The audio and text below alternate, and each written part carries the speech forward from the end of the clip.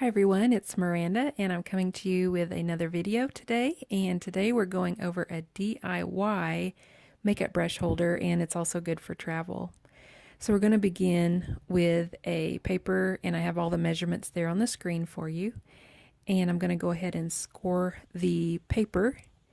Again, you see the measurements there, and what I'm using to score the paper is just it's like a stylus. It's the metal tip stylus that you can get for it's what this actually is a nail art tool to make the little dots for nail art. So yeah, that's what this is, because I used to be a manicurist, and so I had this on hand and I thought it worked out really good for my scoring tool. I've seen other people use these for that. So basically what we're making today, I got inspiration for this from the Prismacolor colored pencils box and the way that it opened and closed. Now there's different collections. This was from the manga collection that I got this inspiration, the box that mine came in. And so that is how I came up with this particular box and the folding method.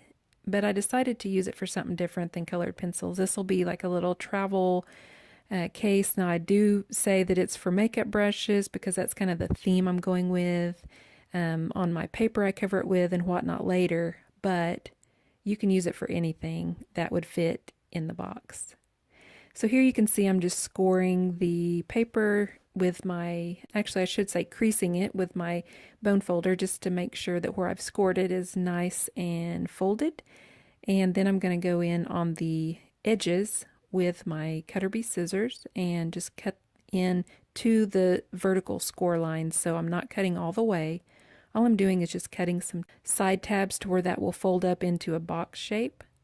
So you just want to follow that line there that you've just scored and only cut to the vertical line. Again, we're going to do the same thing on the opposite side. You just want to make sure you're right there on that fold line and take your scissors, cut up to the vertical line and stop, and do that again on the top line. And this will give you a tab to where you can fold your box up, and it will create the exact shape that you need. We are going to adhere our sides to the small tabs. And after you have the first step done, then you will adhere it to the back part of the box and fold those in just like so. Super easy. Just don't run your glue past that point because you don't want it to be sticky above where your box is going to be. So just make sure to stop gluing exactly there. And I'm using a permanent glue runner, but you could use any kind of adhesive that you feel would be strong enough to hold this together. And here you can see I have two pieces of paper, and these are going to be for the other component or part of the box. I guess it's I'm going to call this the cover. What we just made was the base, or what's going to go inside the box. So this part here that we're doing is the cover, and so as you can see, I'm just scoring the lines on this paper just like I did on the first one, and I do have those measurements there for you. I also will have all the measurements listed on my blog if you need to have that just in writing, just where you can look at it almost like a recipe. So after I make the score lines, I will go ahead and crease those down with my bone folder. And on these two pieces of paper, we're pretty much doing the same thing on both at this point. Now there will come a time in just a little bit that we're going to do slightly different things to the pieces of paper, but for right now, they're pretty much identical. So at this point, you need to decide which one are you going to have for the front part of the cover and which one are you going to have for the back side of the cover. So whichever one you decide, like I say, they're identical at this point, it doesn't matter, but whichever one you decide that you want to be for the front part of the cover, you need to punch a hole in the bottom of that. Now the reason that I'm punching a hole in the bottom center is simply because I'm going to be running a ribbon through the front part, and the other part will have a ribbon, but it doesn't need the hole punch because it's going to come from a different part of the box, and that'll make more sense as we progress. You'll see exactly what I mean. So I am just laying down the ribbon with a little bit of the glue runner, but I'm also going to go in with a little bit of Scotch tape and just place that down on top of there just to secure it.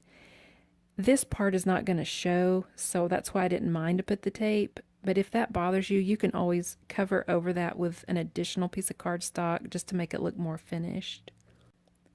Now you'll notice on this back part of this cover that I'm putting the ribbon in a different way. I'm not running it through the hole punch hole. I'm actually putting it in differently. So there you can kind of see the differences. So see, the one on the left has the ribbon coming through the hole punched hole, and then the one on the right, which will be the back panel, is the little tail of the ribbon is up underneath there without a hole punch. Now, on the particular, you have to make sure now at this point that you're on the particular correct panel, because if you're not, it's not going to work out. So on the one that you do not have the hole punch on, which is going to be your back panel, we're going to work on that one first, because it's going to be totally different and have different folds and score lines and cut lines than your other piece. And as I say, as we go on, it makes more sense. So once I have that scored, I am going to erase my little pencil line there, and I made a template of sorts out of cardstock, and this is basically just a really sharply angled piece of paper. There's no science to it. I don't know exactly what degree of an angle this is, just a sharp angle. And so you can make one for yourself at a very pointed angle. Again, it's going to be fine. There's no scientific method to how sharp of an angle that needs to be. And so I'm just tracing that in pencil so I'll know exactly where I need to cut with my scissors. Once I have that in place, I'm going in with my scissors and I'm cutting along those two lines there on the edges you can see at that angle, and I'm leaving the center line attached. Now we're going to go on to the other panel. This is the front panel, the one that does have the hole punch hole in it. And we're going to make it look similar but very different than what we just folded. Now the reason I pulled the one back out and showing it in camera is simply to show you that you don't have to remeasure everything.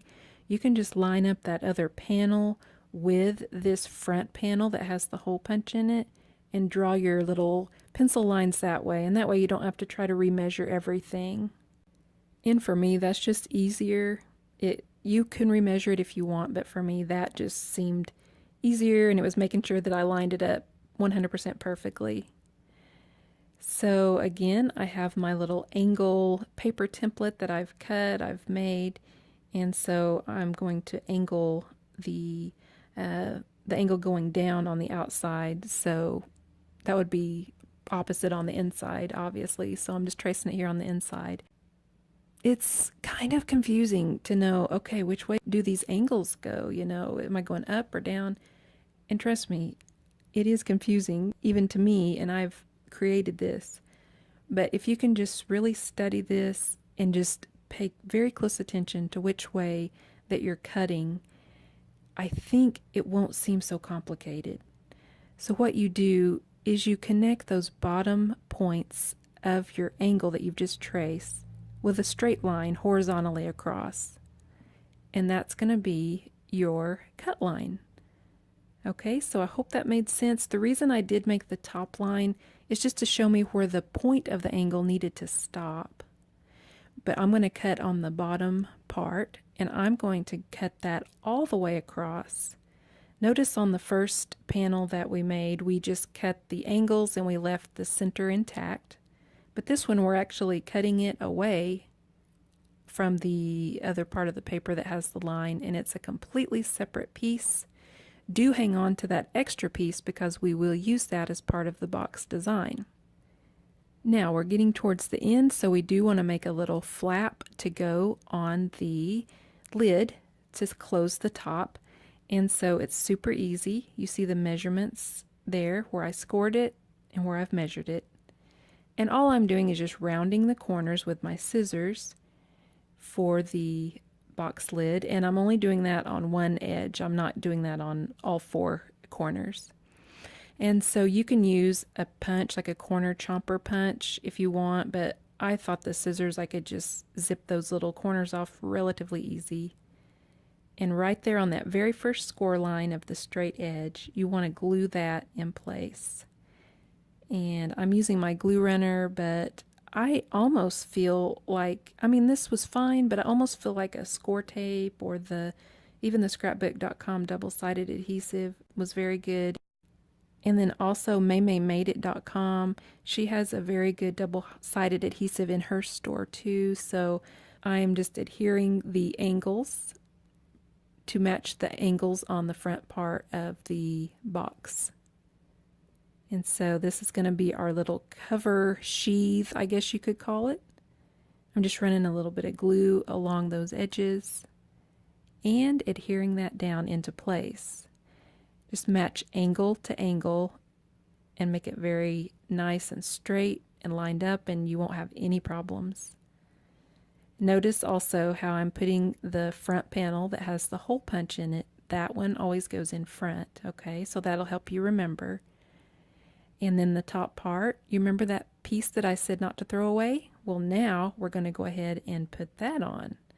Before I do, I decided to go ahead and erase the pencil line. This probably is not going to show, but I felt like I just wanted to erase it. You know, sometimes we just feel like we want to make everything just perfect, and that's okay.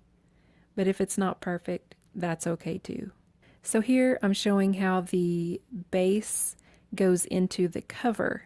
You just slide that down in there, and then you can close your flap at the top or your lid. And then at the bottom, you can tie a really pretty bow.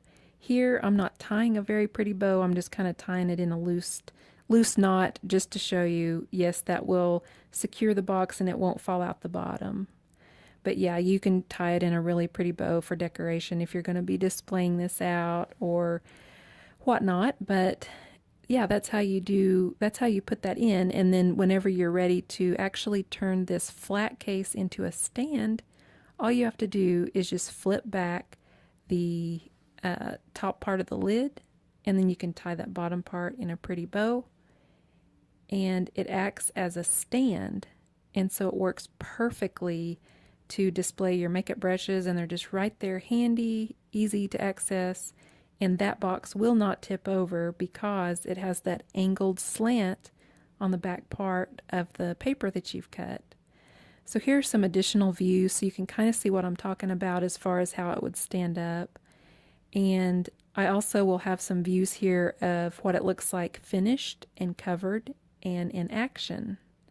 So you can see here the pictures of it with the decoration or the panels on there. I did use the paper pad. It's a Fashionista paper pad by Echo Park. So I hope you enjoyed today's video. Thank you so much for watching, and have a great day.